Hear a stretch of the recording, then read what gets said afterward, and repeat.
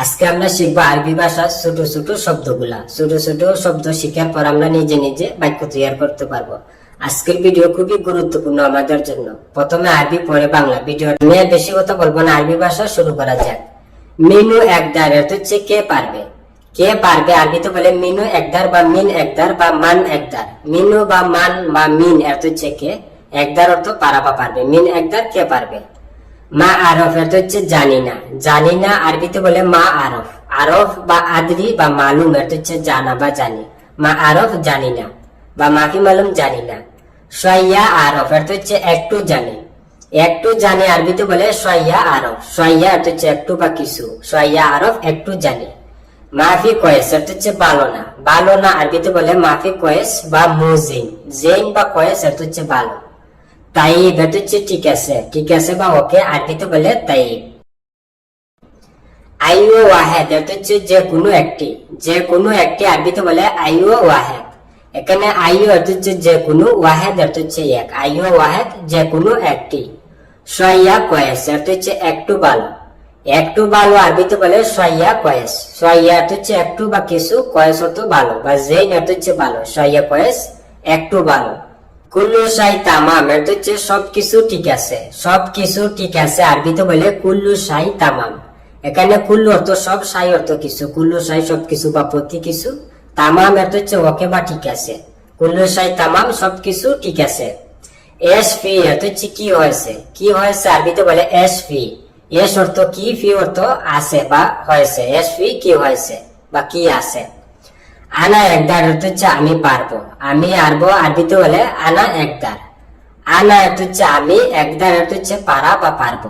আনা একদার অর্থ হচ্ছে আমি পারবো। তাহলে আমরা শিখলাম আইও ওয়াহেদ যে কোনো একটি। সয়া কয়েস একটু ভালো। কুল্লু শাই তামাম সবকিছু ঠিক আছে। এস ফি কি হয়েছে। আনা একদার আমি পারবো। হুয়া ইনসা অর্থ হচ্ছে সে বলে গেছে। সে বলে গেছে আরবিতে বলে হুয়া ইনসা। হুয়া অর্থ সে, ইনসা অর্থ হচ্ছে বলে যাওয়া। হুয়া ইনসা অর্থ হচ্ছে সে বলে গেছে। মা এসমা অর্থ হচ্ছে শুনতে পাই না। শুনতে পাই না বা শুনি নাই আরবিতে বলে মা এসমা। মা অর্থ না বা নাই, এসমা অর্থ শোনা বা শুনুন। মা এসমা শুনতে পাই না বা শুনি নাই। ইনতা ফায়াম তু হাদা অর্থ হচ্ছে তুমি এটা বুঝেছো। তুমি এটা বুঝেছো আরবিতে বলে ইনতা ফায়াম তু হাদা। এখানে ইনতা অর্থ তুমি, ফায়াম অর্থ হচ্ছে বুঝা। ফায়াম বা ফাহাম অর্থ হচ্ছে বুঝা। ফায়াম তো বুঝেছি বা বুঝতে পেরেছি। হাদা অর্থ হচ্ছে এটা। ইনতা ফায়াম তো হাদা অর্থ হচ্ছে তুমি এটা বুঝেছো। হুয়া লেশ হিজি অর্থ হচ্ছে সে কেন এসেছে। সে কেন এসেছে আরবিতে বলে হুয়া লেশ হিজি। এখানে হুয়া অর্থ সে বা তিনি, লেশ অর্থ হচ্ছে কেন বা কিনু, হিজি অর্থ হচ্ছে আসা বা এসেছে। তাহলে আমরা শিখলাম হুয়া লেশ হিজি অর্থ হচ্ছে সে কেন এসেছে। আতিনি হাদা অর্থ হচ্ছে আমাকে এটা দাও। আমাকে এটা দাও আরবিতে বলে আতিনি হাদা। আতিনি অর্থ হচ্ছে আমাকে দাও, হাদা অর্থ এটা। আতিনি হাদা আমাকে এটা দাও। তাহলে আমরা শিখলাম হুয়া ইনসা অর্থ হচ্ছে সে বলে গেছে। মা এসমা শুনতে পাই না বা শুনি নাই। ইনতা ফায়াম তো হাদা অর্থ হচ্ছে তুমি এটা বুঝেছো। হুয়া লেশ হিজি সে কেন এসেছে। আতিনি হাদা আমাকে এটা দাও। মাফি হেনা অর্থ হচ্ছে এখানে নাই। এখানে নাই আরবিতে বলে মাফি হেনা। মাফি অর্থ হচ্ছে না বা নাই, হেনা অর্থ এখানে। মাফি হেনা এখানে নাই। রু বাররা অর্থ হচ্ছে বাহিরে গেছে। বাহিরে গেছে বা বাহিরে যাওয়া আরবিতে বলে রু বাররা। রু অর্থ হচ্ছে যাওয়া বা গেছে, বাররা অর্থ হচ্ছে বাহিরে। রু বাররা বাহিরে গেছে বা বাহিরে যাও। মিতা এরজা অর্থ হচ্ছে কখন ফিরবে। কখন ফিরবে আরবিতে বলে মিতা এরজা। মিতা অর্থ কখন বা কবে, এরজা অর্থ এসো। মিতা এরজা কখন এসো বা কখন ফিরবে। মুমকিন বাদ সোয়াই অর্থ হচ্ছে হয়তো একটু পরে। হয়তো একটু পরে আরবিতে বলে মুমকিন বাদ সোয়াই। মুমকিন অর্থ হচ্ছে হয়তো বা সম্ভবত বা হতে পারে। বাদ অর্থ হচ্ছে পর বা পরে। সোয়াই অর্থ হচ্ছে একটু। মুমকিন বাদ সোয়াই অর্থ হচ্ছে হয়তো একটু পরে। মুদির মজুদ অর্থ হচ্ছে পরিচালক আছে। পরিচালক আছে আরবিতে বলে মুদির মজুদ। মুদির অর্থ হচ্ছে পরিচালক বা বস বা ম্যানেজার বা সুপারভাইজার। মজুদ অর্থ আসি বা আছে। মুদির মজুদ পরিচালক আছে। তাহলে আমরা শিখলাম মাফি হেনা অর্থ হচ্ছে এখানে নাই। রু বাররা অর্থ হচ্ছে বাহিরে গেছে। মিতা এরজা অর্থ হচ্ছে কখন ফিরবে। মুমকিন বাদ সোয়াই হয়তো একটু পরে। মুদির মজুদ অর্থ হচ্ছে পরিচালক আছে। কুল্লু ফি অর্থ হচ্ছে সব আছে। সব আছে আরবিতে বলে কুল্লু ফি। কুল্লু অর্থ সব, ফি অর্থ আছে। কুল্লু ফি সব আছে। মাফি দামান অর্থ হচ্ছে গ্যারান্টি নাই। গ্যারান্টি নাই বা গ্যারান্টি নাই আরবিতে বলে মাফি দামান। মাফি অর্থ নাই, দামান অর্থ হচ্ছে গ্যারান্টি, মাফি দামান অর্থ হচ্ছে গ্যারান্টি নাই। আনা লাহালু অর্থ হচ্ছে আমি একা, আমি একা আরবিতে বলে আনা লাহালু, আনা অর্থ আমি, লাহালু অর্থ হচ্ছে একা, আনা লাহালু আমি একা। হাদা তাগিল অর্থ হচ্ছে এটা বাড়ি, এটা বাড়ি আরবিতে বলে হাদা তাগিল, হাদা অর্থ এটা, তাগিল অর্থ হচ্ছে বাড়ি, হাদা তাগিল অর্থ হচ্ছে এটা বাড়ি। এস এবগা অর্থ হচ্ছে কি লাগবে, কি লাগবে বা কি প্রয়োজন আরবিতে বলে এস এবগা, এস অর্থ কি, এবগা অর্থ লাগবে বা দরকার, এস এবগা অর্থ হচ্ছে কি লাগবে। তাহলে আমরা শিখলাম কুল্লু ফি অর্থ হচ্ছে সব আছে, মাফি দামান অর্থ হচ্ছে গ্যারান্টি নাই, আয়না লাহাল অর্থ হচ্ছে আমি একা, হাদা তাগিল অর্থ হচ্ছে এটা বাড়ি, এস এবগা অর্থ হচ্ছে কি লাগবে।